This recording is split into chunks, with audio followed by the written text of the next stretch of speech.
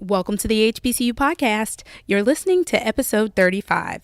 If you're an avid listener or just joining us for the first time, here we're joined by some awesome HBCU grads in the form of co-host and guest. We also focus on all the great things HBCU alumni are doing all over the world. On this episode, we speak with Denez Green.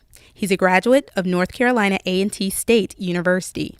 Denez is a managing partner for the Black Alumni Ball, LLC, a formal event aimed to connect Black professionals and influencers. During this episode, we talk about his HBCU experience, his career in architectural engineering, and we hear from an actual Aggie what specifically makes North Carolina A&T's homecoming the greatest homecoming on earth. Keep listening. It's the HBCU podcast.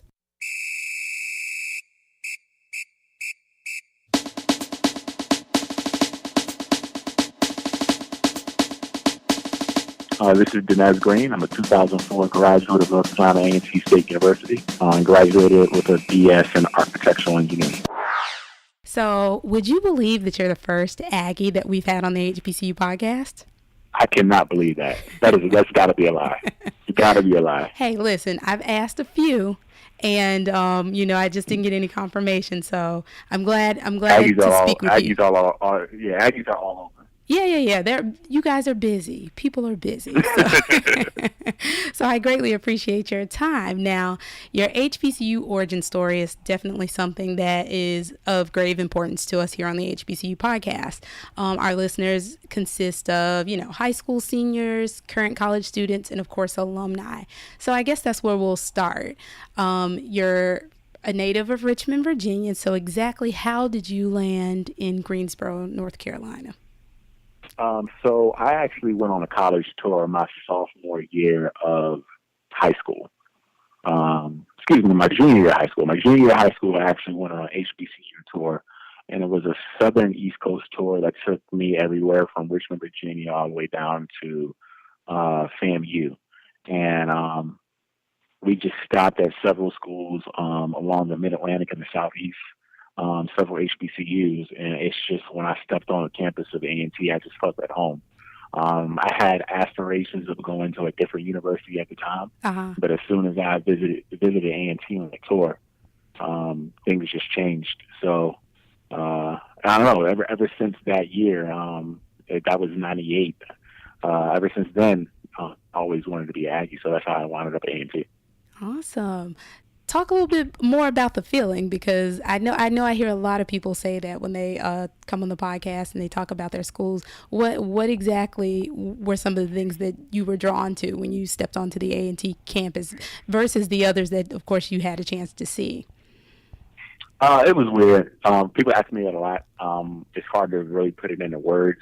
It was kind of the atmosphere that I observed, because the tour, when we actually took the tour was over high school spring break. So, high school spring break can sometimes land somewhat college spring break. And I'm pretty sure when we got to A&T's campus, a lot of students weren't in. It's not that it was like crazy popping or just people everywhere. The atmosphere just felt like something where felt like a place where I wanted to be. It's very hard to explain. It's very hard to articulate. It just felt like home when I got there.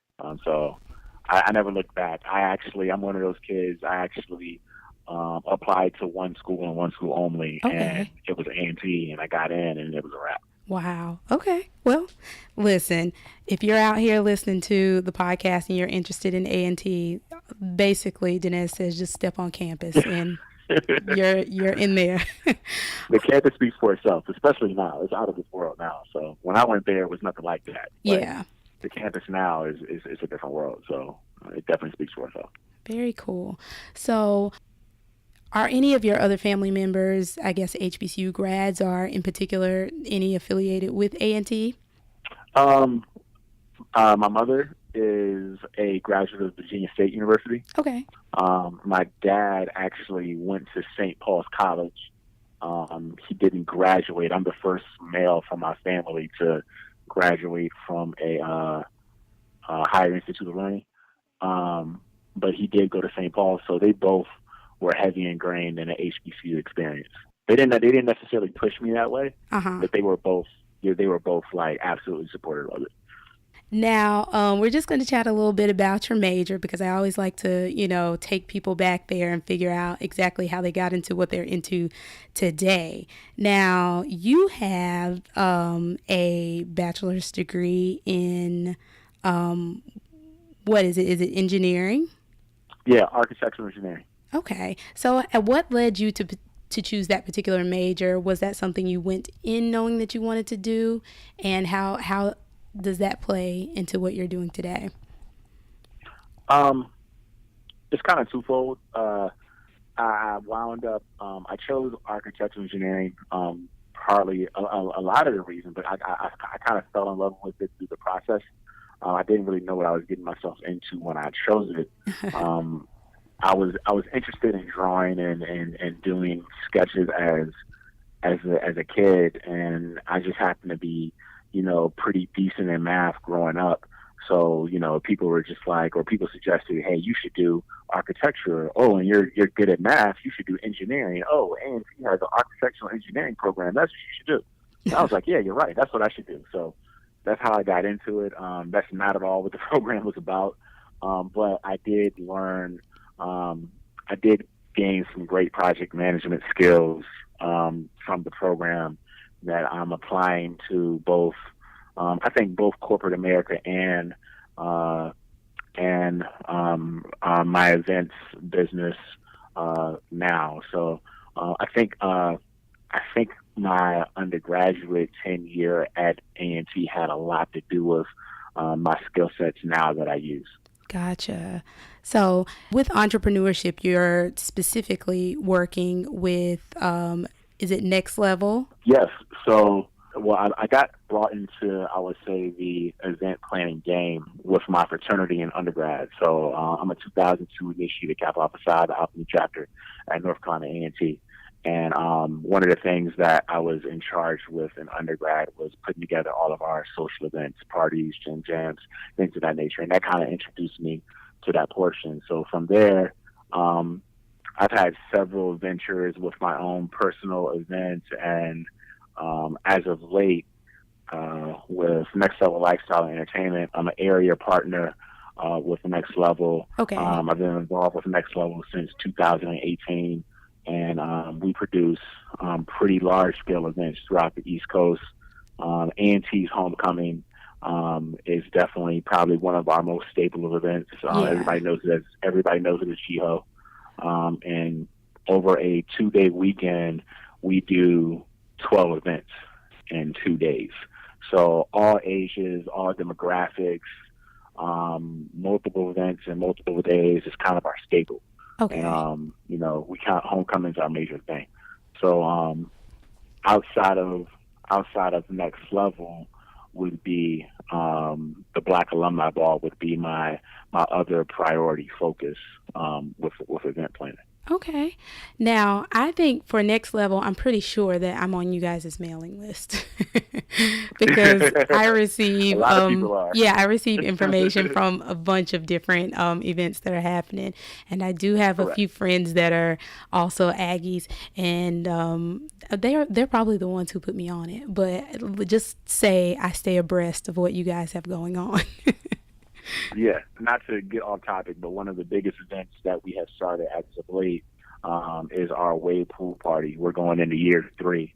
It's the weekend after Labor Day in September in Greensboro, North Carolina. And if you imagine doing an event in Greensboro, North Carolina, and you're pulling 6,000 people to a city that revolves around its colleges, mm-hmm. and we're actually selling these tickets to alumni, seasoned alumni that are actually coming down. That's going to take part in this pool party. It's pretty amazing. So the wave pool party, Wet n Wild Emerald Point. It's the weekend after Labor Day in September, expecting 6,000 people. So wow, it's definitely something to experience. So. Yeah, that sounds like it. Now, this is one of the things I'm curious about, especially with what you guys do, with Greensboro being such, I guess, a college town, and I guess yourself and some of your other partners being, I guess, tagged millennials. What does the age demographic look like for an event like that? So the thing about next level, we have grown with our clientele. We have what we have strived to do is recognize that people aren't college students forever. Yeah. People want to experience different events, and we want to make sure that we can continue to provide for our clientele as they mature, graduate, become alumni, become seasoned alumni. Just to provide them with different experiences. So, the way pool party, for example, is for all ages.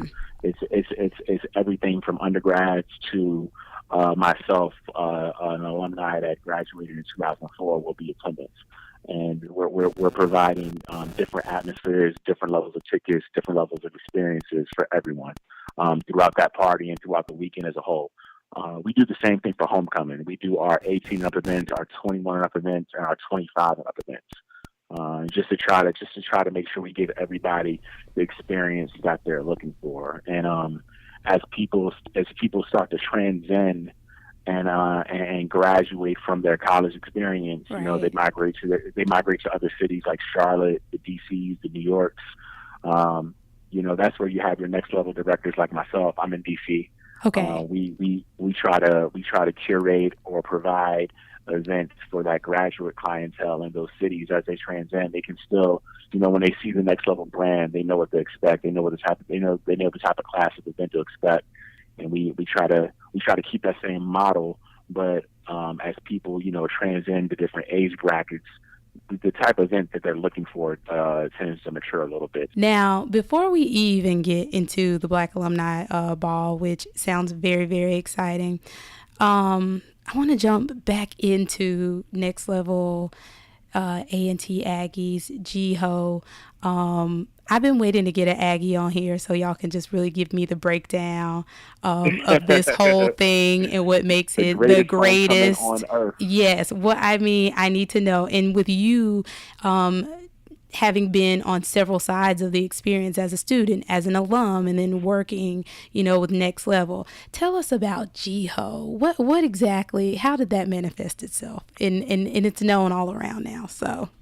It's worldwide. It's definitely not to boast or brag, but I've been to other schools, and there's a lot of other schools that have amazing homecomings and have amazing events.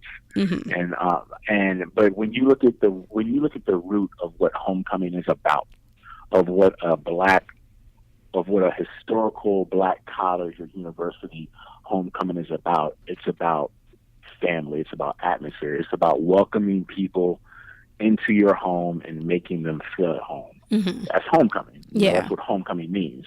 And there is no other homecoming like North Carolina A&T. There's not a tailgate that you can go to that you won't get fed. There's not a person that has any type of beverage that won't share with you. It's a party all over the yard, and you're invited to it. It's a huge family atmosphere, and that's the best way I can describe it. It's certain schools are known for, they might be in a certain city that's always popping, and certain schools might be known for their celebrity presence at their homecoming events or whatever. And not to knock any of that, it's all great. But when you talk about the true essence, the true root, the true meaning of what a homecoming is, A&T's homecoming, GHOE defines that. It's really a home welcoming. It's welcoming everybody into your house and just making them feel like they went there. And there's not a person that I've invited. There's not a person that I know that experience. And this is non-Aggie now. Like non-Aggies will even tell you, I go to A&T's homecoming, and it just feels like I'm welcome. Like I'm welcomed by strangers. I'm welcomed by my friends. I'm welcomed by my friends' friends. Everybody's just happy to be there. And it's just, it's a big homecoming. It's really everybody coming home. one big celebration. Love it. Yeah. Now, with A&T, and this is not the same for all HBCUs, but you all actually have a football homecoming, which I guess by the sense of homecoming, that's what it's usually surrounded around. But there are several schools like my own alma mater that just has basketball. But how is that different? Not to mention that we're the MEAC champs and we're the HBCU champs. Just to throw that out there. Yeah, that is Celebration Bowl champs, right? Yeah, just to throw that out there. Okay. Get your shine on. No, that's awesome. But yeah, because of that, you guys have a very strong football program, a strong football presence. So how much does that also play into the other individuals who might be a part of or come to an A&T homecoming? Because the sports outside of the social atmosphere is another part of it all. I'm not even gonna front. Like, I know.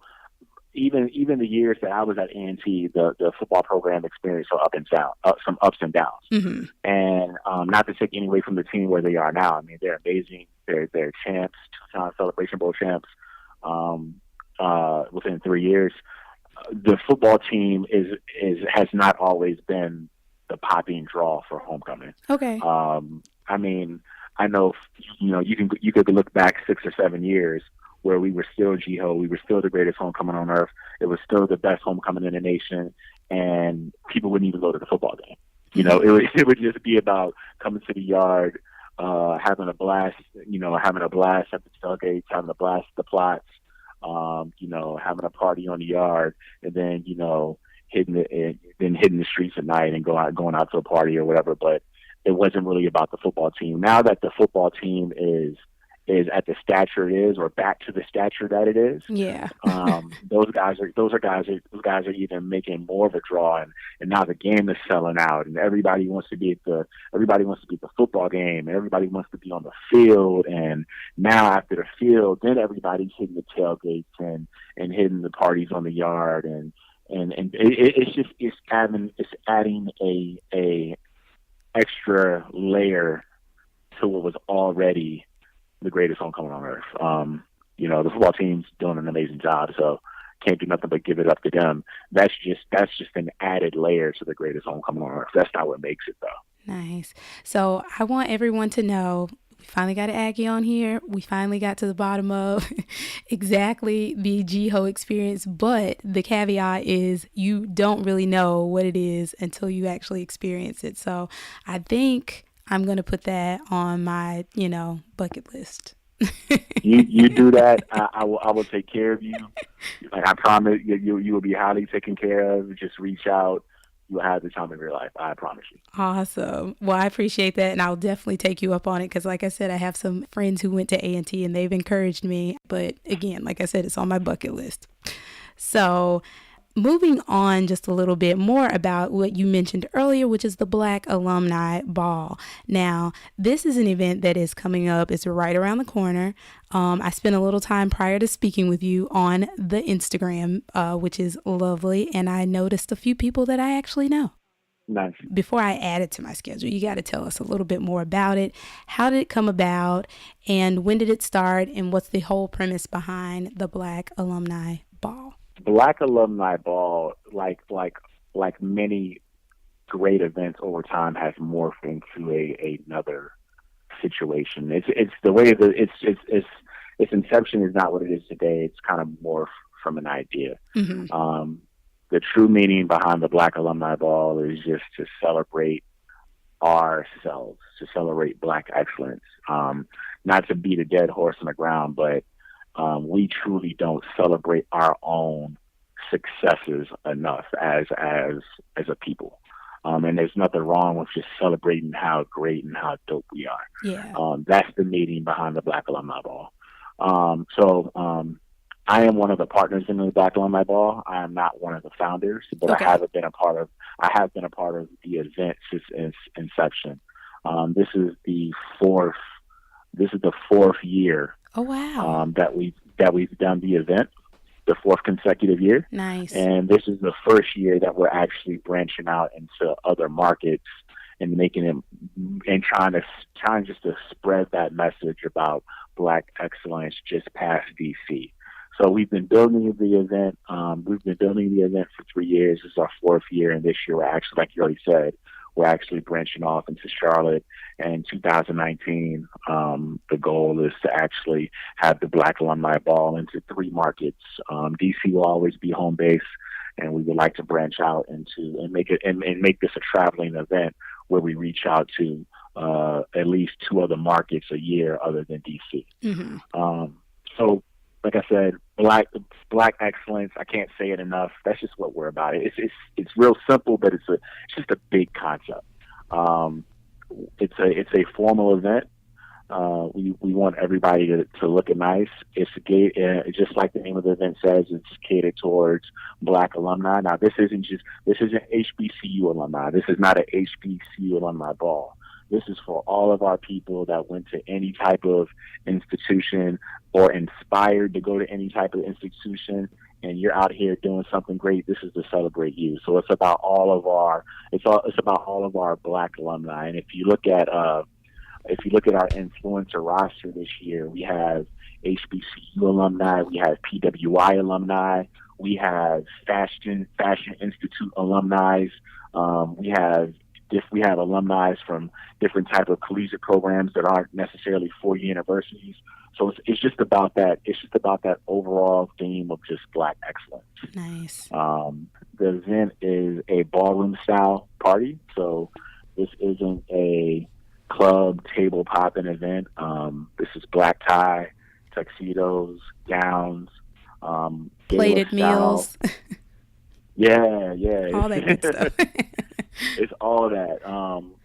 We offer a live band that people absolutely love. So the Groove Band has really been rocking with us out of DC for the last couple of years, and they do an awesome job opening the event. And then we try to involve local DJs that the area really loves to kind of like close out. So we offer a very, very sophisticated turn up in the night. I like it. the best way to describe Sophisticated turn up. Nice. Yeah. From what I could tell, like I said, from, of course, everything that you guys have out there, from your marketing efforts, it looks like the place to be. And then I've seen that you guys, and you spoke of, are honoring some influencers. Is that something you've done every year? And how did that come about? So we kicked off the program last year. Okay. Informally, and it was almost like a beta version of the program we have this year. Okay. This year we launched our full-blown influencer program.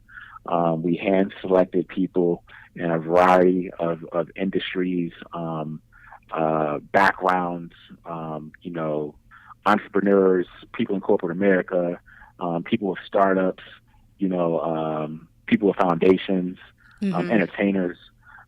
Just people that were doing very, very dope things in our community, and just dope things with themselves that we wanted to highlight. And the whole idea is just to highlight these individuals. So when you actually see them at the event and you're involved in the same thing they're involved in, you can walk up to them and say, "Hey, my name is such and such. I see that you started HBCU Nation," or "I see that you are practicing law," or "I see that you're a journalist for, the Source Mag," or anything like that. And that's what I'm trying to do. Yeah. And it gives people an opportunity to see these individuals and network with them, figure out how they were successful, so they can pick up those skills and bring it into their current lives and implement things the same way these individuals did. So that's really the big purpose behind the influencer program, is just to highlight these individuals so that other people aspiring to do the same things can be as successful as they are. Yeah, I love that you guys are given an opportunity, one, to celebrate yourselves just in general, and then also, a sophisticated turn up and a networking opportunity for the guests. So it's just all in one rolled into, you can't walk away without gaining something. Correct. Nice. Now, I also wanted to ask you guys, with such a large event, and so many influencers and all of you guys who work behind the scenes. What kind of components do you guys have that are affiliated to, I guess, philanthropy or giving back? Correct. So we have 2 initiatives this year. Okay. Our first initiative is with the North Star Academy, the North Star Academy for Boys. It's a public charter school that's actually been founded by 5 Black men in D.C. And the purpose of the school is to provide young boys of color an opportunity for a quality education so they can actually be pillars in their community and give back to the communities they come from. Awesome. So that's one of the organizations that we've actually partnered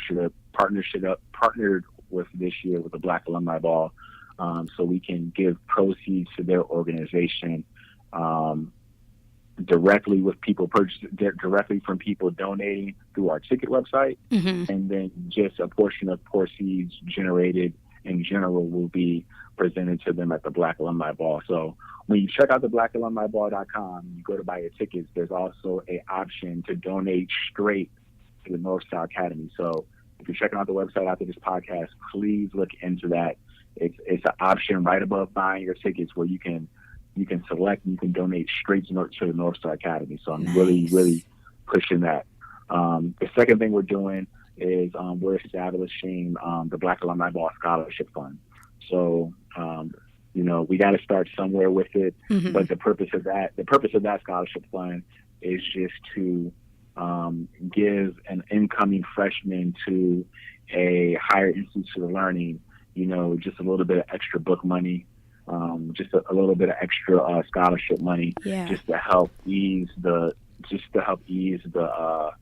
complications that some student has with just tuition, housing, and just getting initial books, because everybody doesn't qualify for financial aid. Absolutely. Everybody doesn't have scholarships.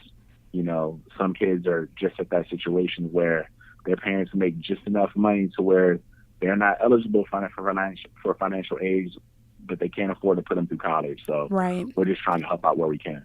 So the two main ways or areas where we are giving back with this year's event is the North Star Boys Academy and the Black Alumni Ball Scholarship Fund. Dope. Yeah. Congratulations on that. I definitely applaud you guys in all of your efforts to those 2 initiatives and those 2 organizations. Definitely. What else can you tell us about the event that maybe I haven't asked you about? Because I definitely want you to just break down, if you've never gone to the Black Alumni Ball, why you should put it on your to-do list. I'm not just saying this because it's my event or I'm affiliated with it, but it's one of the best looking crowds I've seen in that event. Yeah. Everybody's just looking amazing, dressed up, tuxedos, gowns, just picture ready. Everybody's makeup is perfect. Haircuts are crazy. Everybody's just out there looking good. It's an amazing looking crowd, and it's a large crowd. We're expecting upwards to 1,500 plus people for this year's DC ball. Charlotte's also just ready for the event, ready to explode.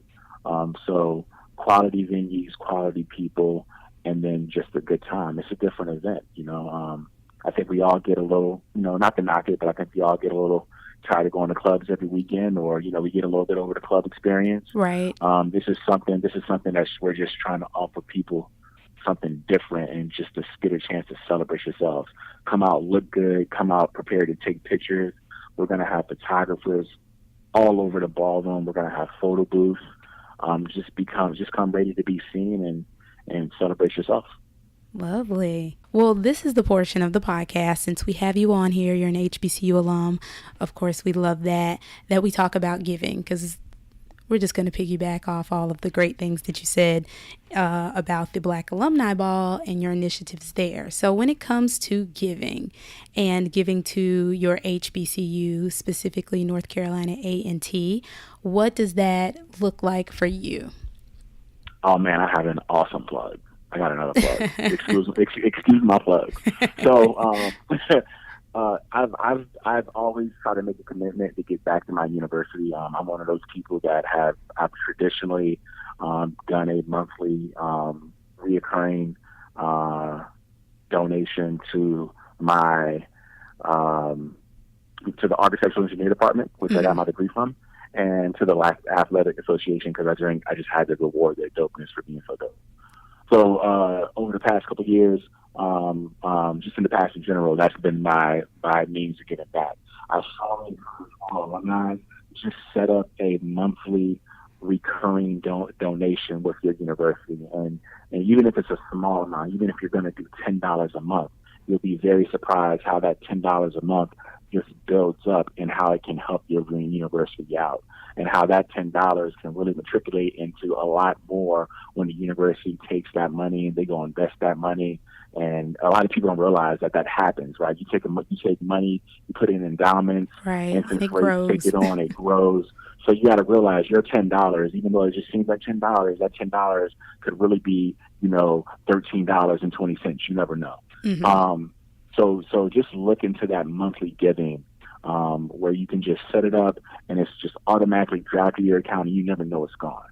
So speaking of endowments, my undergraduate chapter of Kappa Alpha Psi actually just recently established our own endowment at North Carolina A&T. Nice. It's the Alpha Nu chapter of Kappa Alpha Psi Scholarship Endowment Fund.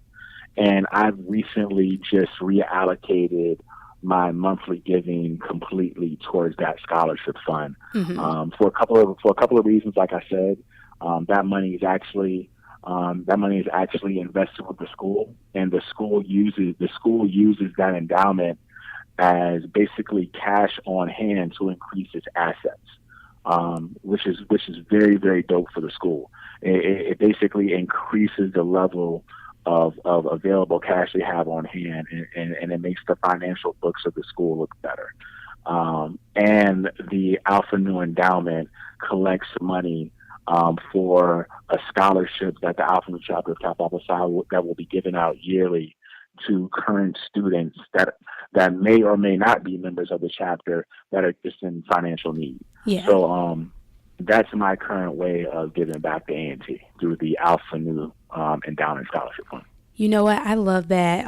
You're probably one of the very few guests that I've had on the podcast who really understands the nuances of giving. I currently serve as the president of the Claflin University International Alumni Association. I have for the past 5 years. And that's one of the things that we have done. People always ask me, how's Claflin, so much in giving? How do you guys do it? We've encouraged all of our alumni chapters to start endowments. So we all have endowments. We all give and donate to those endowments for exactly the reason that you said. The money that you put in, no matter how small, it continues to grow.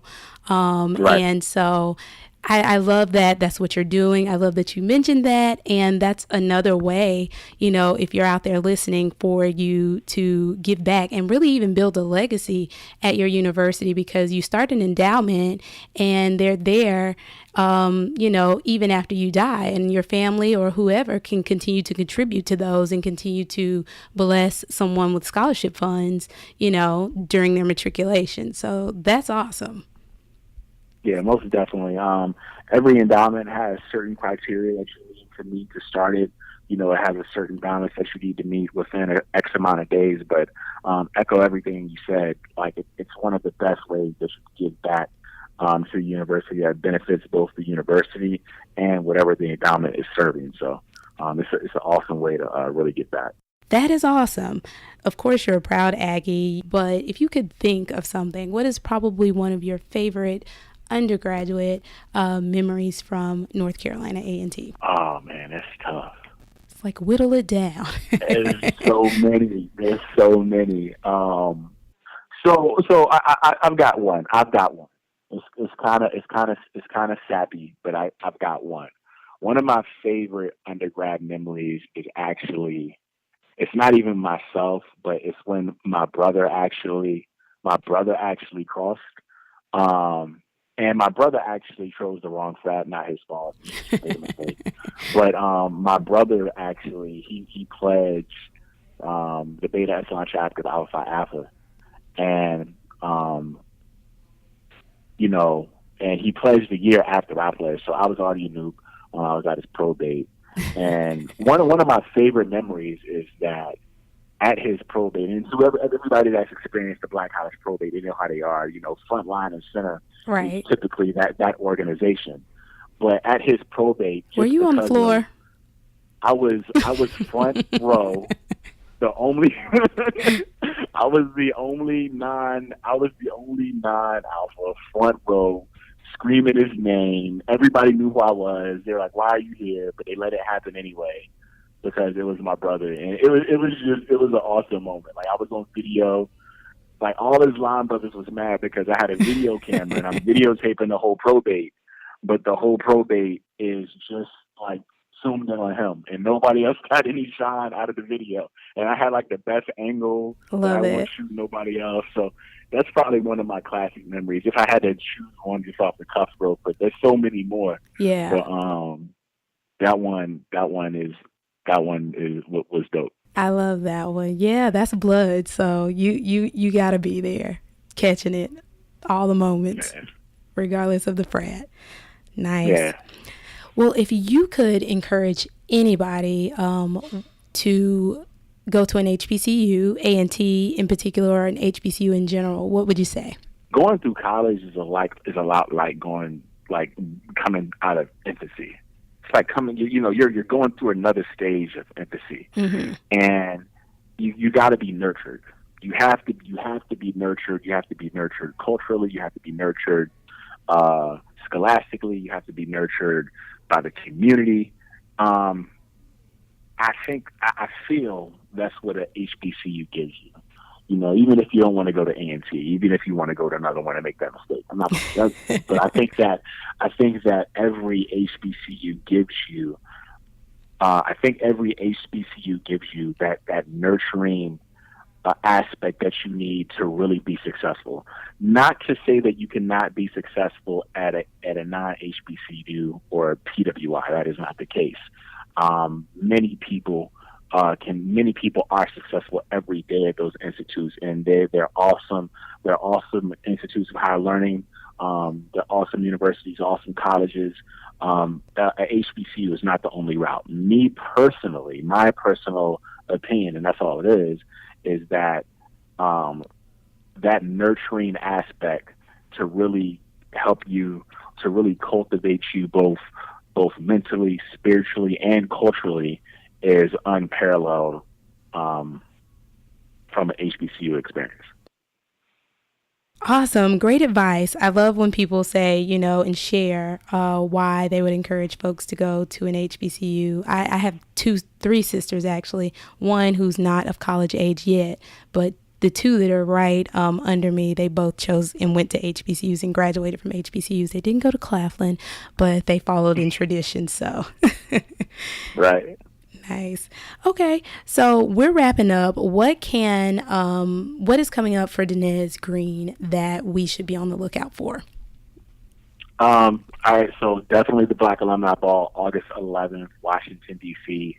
The Renaissance Hotel, City Center, Washington, D.C. Check out the website, www.blackalumniball.com, for all the information. Next up, like I said before, the Next Level Wave Pool Party in Greensboro the weekend after Labor Day is going to be absolutely insane.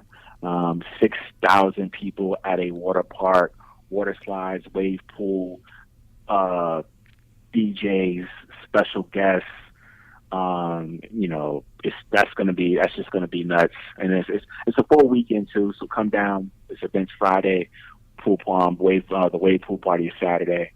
Get your hotels. It's going to be amazing. And then the first experience of the Black Alumni Ball outside of Washington, D.C. in Charlotte, North Carolina, It's Friday, November 16th, Charlotte, North Carolina, the Heartbeat Grant Center, a Black-owned event, a Black-owned cultural art space in downtown Charlotte. It's going to be amazing. It's 3 floors. It's a lovely space. Going to sell out. Awesome space. So, that's and then of course right after that, right before that actually, is GHOE. GHOE again. Plugging GHOE again. GHOE, early November. GHOE. It's gonna be amazing. So nice. that's what's on my book.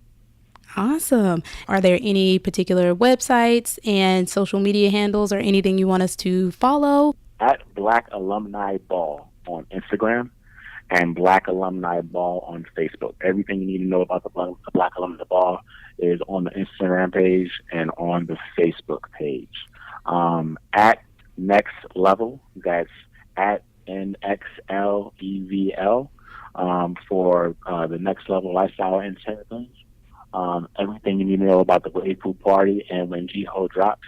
And to everybody that doesn't know, when GHOE drops, those tickets sell out immediately. So you got to be just tuned in for that announcement to when those tickets drop. Events are going to sell out pretty fast. Early birds are going to be gone in seconds. It gets pretty crazy. So at Next Level on Instagram and Next Level on Facebook. And me personally, it's Naz at ITS_NAZ for the personal Instagram and Twitter. I'm not that involved on Twitter just because of the 9 to 5 obligations. I can't really stick on it, but understandable. But definitely holler at me on Instagram if you have any questions. I'm very event heavy on my page. And then I give you a little bit of personal me as well. But that's about it. Those are the handles that everybody needs to stay in tune. Awesome. At Black Alumni Ball. Follow the Black Alumni Ball on Instagram for updates, special discount codes, everything for the Black Alumni Ball. Great. Well, thank you so much for all of that information. Thank you for being here speaking with us on the HBCU podcast. Again, everybody, First Aggie. Yeah, definitely. Thank you for having me. Aggie Pride all day. I can't believe I'm the first one. That doesn't even sound right, but I'm glad you're christening it. So definitely. Thank you for having me. Yeah, thank you. And again, per usual, everyone, you can find all of the information that was mentioned in today's show in the show notes, as well as at the HBCUpodcast.com. Denez, have a great day. Thank you so much for being here. And I wish you the best of luck with the ball. And like I said, all of those events on my to-do list. And I'm ready for you to be there in 2019. Will be. You got my word. All right.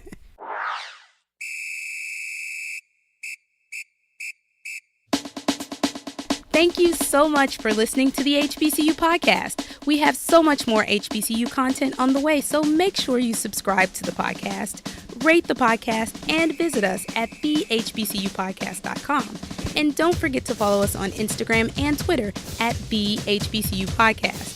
Like us on Facebook. We love you for listening. Until next time.